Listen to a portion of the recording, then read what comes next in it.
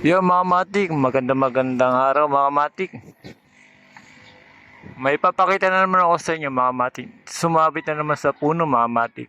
Na may kay Mito.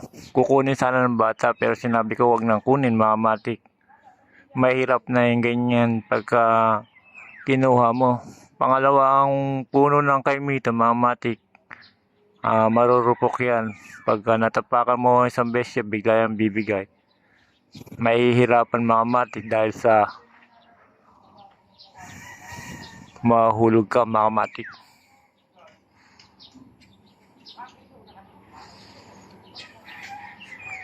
Yan mga kamatik. Dito sa probinsya mga kamatik, na Bicol, pagka may nakukuha sila, pagka sumabit yung saringgola nila dito sa mga puno, kinukuha pa nila yan. Sinabi ko lang mga kamatik na wag nang kunin dahil kaysa mahulog siya dito mga kamatik.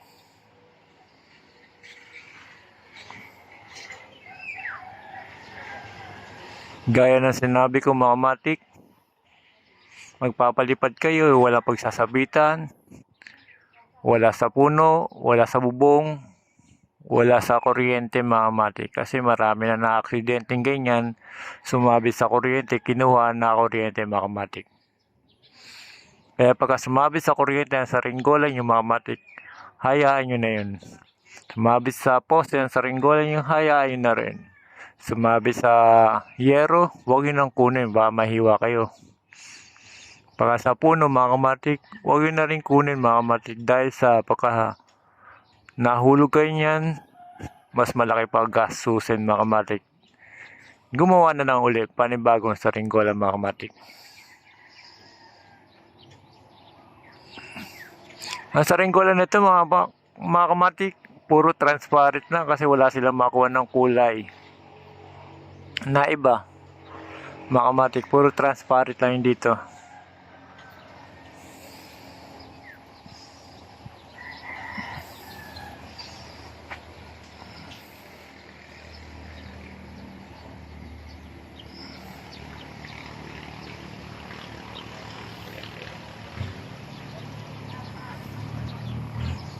Ito mga kamatik, mas malaki pa yung fighter ko kaysa dito. Medyo maliit lang to pero ang kapal ng kawayan niya.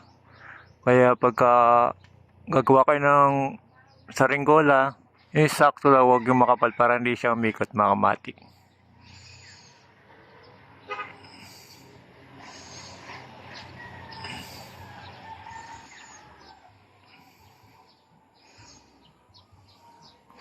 Yun mga kamatik, pinakita ko lang na sa inyo ulit mga kamatik yung mga sumasabit. Basta sumabit, huwag nang kunin mga kamatik. Hanggang dito lang mga kamatik, payo ni Kamatik. Mga kamatik, kung gusto mo matuto, gumawa sa ringgola. Kahit na sumabit pa yan, baka natuto ka, kahit ilang saringgola gawin mo. Mga kamatik, makakagawa ka ng marami. Kung gusto mo matuto mga kamatik, panoorin mo lang yung mga video ko. Matututo ka ng gumawa mga kamatik.